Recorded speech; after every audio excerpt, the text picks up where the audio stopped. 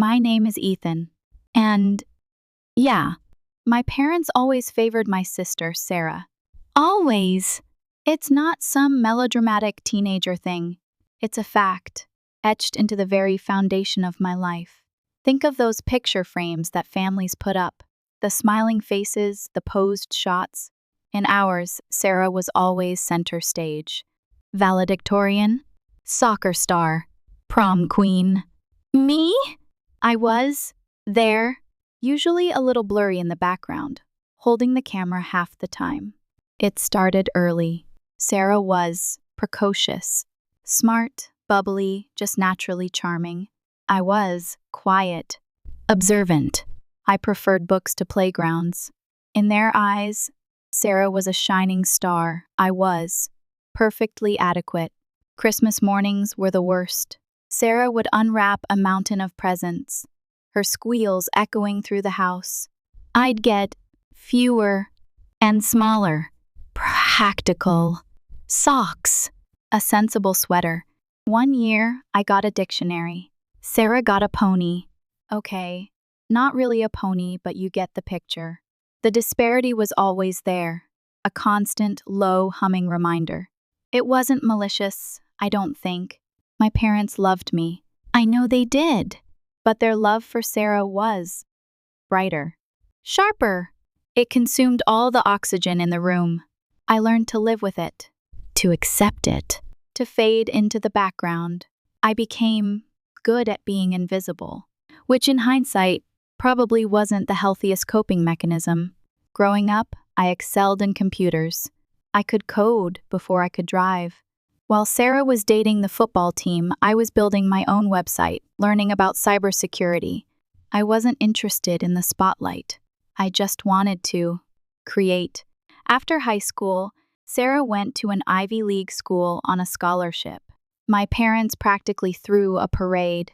I went to a state university, studying computer science. No parade! Just a pat on the back and a quiet, "We're proud of you, Ethan." That proud of you always felt less, like they were proud of me for not being a complete failure, rather than proud of my actual accomplishments. I buried myself in my work, coding, designing, hacking, ethically, of course. I was good, really good. And eventually, I started my own company, from my dorm room, then a tiny apartment, then a real office. It was hard work, relentless dedication, and a whole lot of caffeine. And it paid off. Big time. Years passed.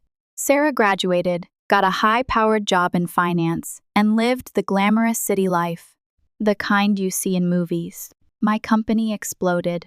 We developed groundbreaking security software. We landed major contracts. I became wealthy. I bought a house, a big one, overlooking the city. Modern, minimalist, filled with light. It was my sanctuary, my fortress, the physical manifestation of everything I'd built. My parents were impressed. Finally, for the first time, I saw genuine pride in their eyes. Not the pitying, "We're so glad you're not living in our basement" pride, but real, unadulterated pride. Sarah, too, seemed different, more attentive, more interested.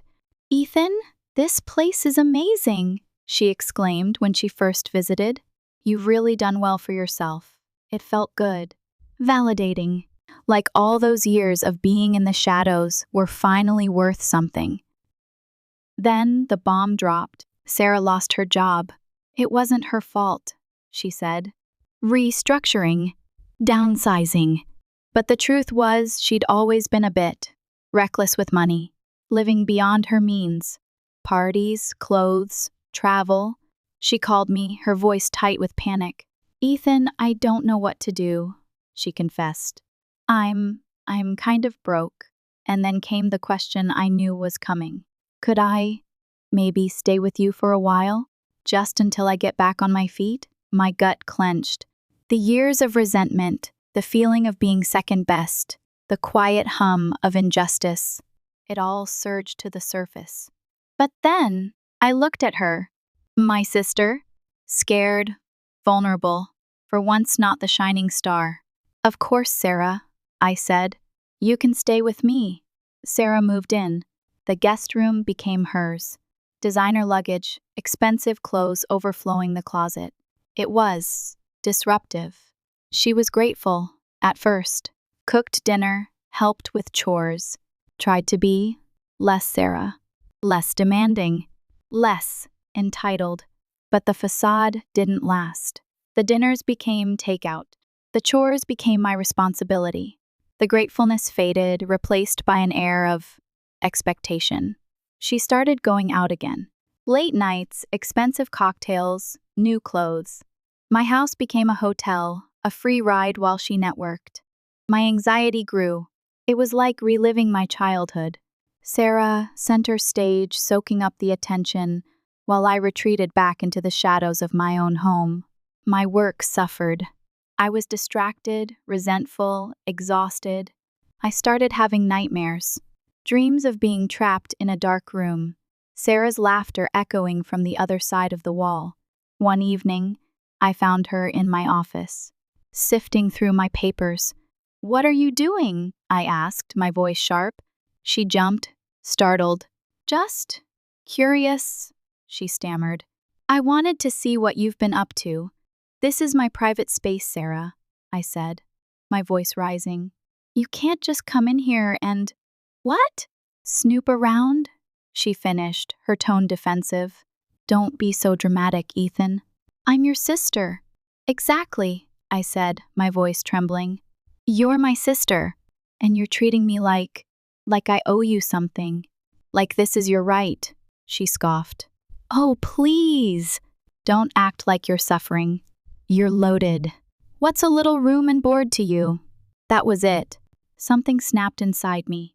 The years of resentment, the feeling of being used, the constant comparison. It all boiled over. "Get out," I said, my voice cold. She stared at me, stunned. "What?" I said. "Get out," I repeated, my voice louder now. "I want you out of my house. Now." Sarah didn't move. "You're serious?" she asked, her voice laced with disbelief. "Dead serious," I said. "Pack your bags and leave. I'm done." She started to cry. Tears streamed down her face. "How can you do this to me, Ethan?" she sobbed. "I'm your sister. I'm your family." "Family?" I scoffed. "You haven't treated me like family in years. You've treated me like an ATM. Like a doormat. That's not true," she wailed. "Isn't it?" I challenged. "When was the last time you actually cared about me? About what I wanted? About what I needed?" She didn't answer. "Exactly," I said. "Now get out." I stood there rigid as she packed her bags. Each slam of the zipper, each rustle of plastic was a tiny victory. A reclaiming of my space, my life, my sanity. When she was done, she turned to me, her eyes red and swollen. "You'll regret this, Ethan," she said, her voice venomous. "You'll be sorry." Then she walked out. The silence that followed was deafening. I stood there, alone in my house, the weight of what I'd done crashing down on me. Relief? Yes, but also guilt, and a deep, aching sadness. The phone calls started almost immediately. My parents, furious, disappointed, accusatory. "How could you do this to your sister, Ethan?" my mother demanded. "She has nowhere to go." "She can figure it out," I said, my voice flat. "She's a grown woman, but she's family," my father boomed. "You should be helping her, not kicking her to the curb." "I did help her," I said, "for months, and she took advantage of me, just like she always has." They didn't want to hear it. In their eyes, I was the bad guy. The selfish, heartless brother who had abandoned his sister in her time of need. Sarah, of course, played the victim to perfection, exaggerating her plight, omitting her own mistakes, painting me as a monster. I tried to explain my side of the story, the years of feeling overlooked, the resentment, the frustration, but they wouldn't listen. They couldn't understand. In their world, Sarah was always right, and I was always wrong. The phone calls became less frequent. The visit stopped altogether. I was ostracized, excommunicated from my own family. I retreated further into my work, burying myself in code, trying to drown out the guilt and the loneliness, but it didn't work. I started seeing a therapist. She listened patiently as I poured out my heart. The years of bottled up emotions, the complex relationship with my sister, the feeling of never being good enough. She helped me understand my anger, my resentment, my need to finally stand up for myself. "You were protecting yourself, Ethan," she said. "You set a boundary. That's not a bad thing, but the guilt lingered, the feeling that I had done something unforgivable." A few months later, I received an anonymous message. An email, encrypted, untraceable. It contained a single sentence. "I know what you did." My blood ran cold. What I did? What did that mean? My mind raced. Had Sarah hired someone to harass me? Was this some kind of elaborate revenge plot? I tried to dismiss it. A prank. A coincidence. But the unease persisted. Then another message. "I know about the breach." The breach. That was something I'd never told anyone, not even my therapist. Years ago, when I was first starting my company, I'd made a mistake, a serious mistake, a security vulnerability in our software that could have had catastrophic consequences. I'd fixed it, of course, patched the hole, tightened the defenses, but the memory of it haunted me. The fear that it could be discovered, exploited. It was always there, lurking in the back of my mind. Now someone knew. Someone knew about my darkest secret, and they were threatening to expose it. Panic set in. I re-examined our security protocols, tightened the firewalls, ran every diagnostic test imaginable. But nothing. Everything was secure. How did they find out? Another message arrived. "Your sister knows more than you think, Sarah." Could it be? Could she be behind this? It seemed impossible. She didn't have the technical skills, the resources. But then again, she was resourceful, and she was angry, and she knew how to manipulate people. I tried to call her. No answer. I sent a text message. Ignored. I drove to her apartment. She wasn't home. I waited outside, pacing nervously, until she finally arrived. Sarah looked surprised to see me. And wary. "What do you want, Ethan?" she asked, her voice cold. "I know about the messages," I said, my voice trembling with anger. "I know you're behind it." She feigned innocence. "What messages? What are you talking about?" "Don't play dumb, Sarah," I said. "The anonymous emails. The threats. I know you're trying to blackmail me," she laughed. A cold, cruel laugh. "Blackmail you? Why would I do that?" "Revenge," I said. "Because I kicked you out of my house. Because you're still angry." She shrugged. "Maybe I am." "You ruined my life, Ethan. You turned our parents against me. You deserve whatever's coming to you. So you admit it?" I asked. "I admit nothing," she said. "But if something were to happen to your precious company, well, wouldn't that be a shame?" "How did you find out about the breach?" I asked. She smirked. "Let's just say I have my sources." "Who?" I demanded.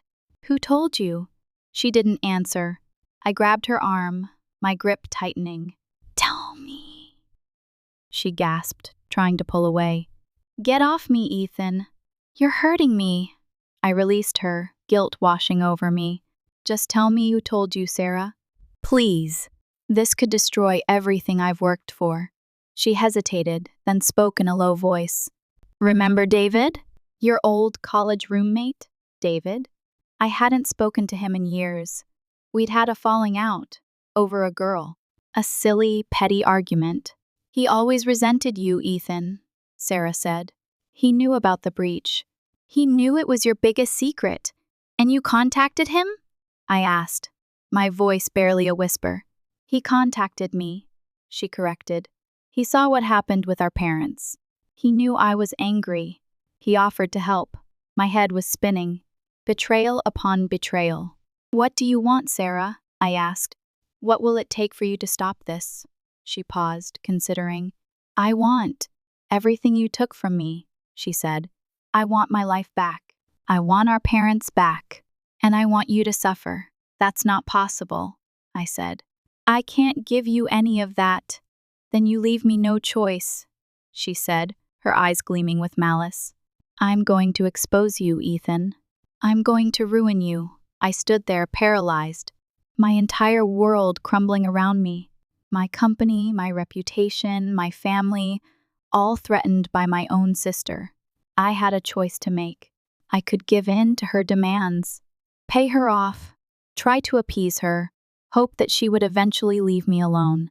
But that would mean living in fear, forever looking over my shoulder, knowing that she could destroy me at any moment. Or I could fight back, expose her, reveal her plot, risk everything to protect what I had built. But that would mean a brutal public battle, a war with my own sister, a scandal that would likely damage my company, regardless of the outcome.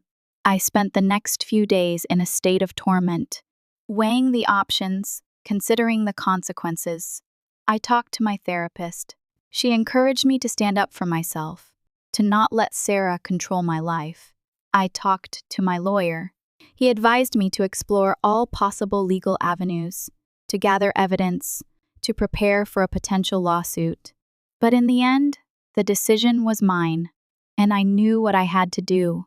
I started gathering evidence, emails, text messages, phone records, anything that could prove Sarah's involvement in the blackmail plot. I hired a private investigator. He tracked down David, my old roommate, and got him to confess to his role in the scheme. I contacted a journalist, a trusted reporter who had written about my company in the past.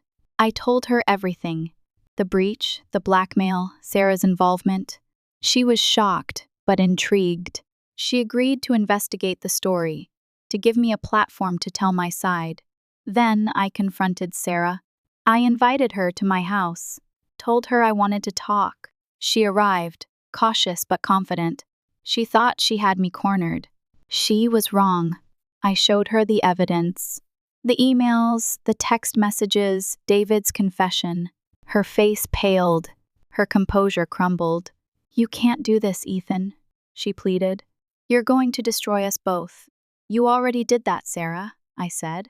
You crossed a line, and now you have to pay the price. I told her about the journalist, about the story that was about to be published. She broke down, sobbing, begging for forgiveness. Please, Ethan, she cried, don't do this to me. I'm your sister. I love you. I loved you too, Sarah, I said, my voice choked with emotion. But you betrayed me, and I can't forgive that. I gave her one last chance. Confess, I said. Tell our parents everything. Tell the journalist everything. Take responsibility for your actions. She refused. I can't, she said. I won't. Then I have no choice, I said. The story broke. It was a media frenzy. My company's stock plummeted. Clients canceled contracts. My reputation was tarnished. But I stood my ground. I told my story, honestly and openly. I took responsibility for my mistakes. Sarah, of course, denied everything. She claimed she was being framed, that I was a vengeful monster, but the evidence was overwhelming. David testified against her. The journalist uncovered a trail of financial transactions that linked her to the blackmail plot. Our parents were devastated. They couldn't believe that their daughters could be capable of such treachery. They confronted Sarah. She finally broke down and confessed. They were heartbroken, but they also saw the truth. They saw the pattern of manipulation, the years of favoritism that had fueled Sarah's resentment. They reached out to me, apologized for their blindness, for their unfair treatment. I forgave them. It wasn't easy, but I forgave them. Sarah was ostracized, shunned by our parents, abandoned by her friends. She lost everything. I didn't rejoice in her downfall. I felt pity and a deep, aching sadness. My company survived. Barely. We rebuilt our reputation, one client at a time. We strengthened our security protocols, learned from our mistakes. It was a long, arduous process, but we emerged stronger, more resilient. My relationship with my parents improved. We started to communicate, to understand each other. We began to heal.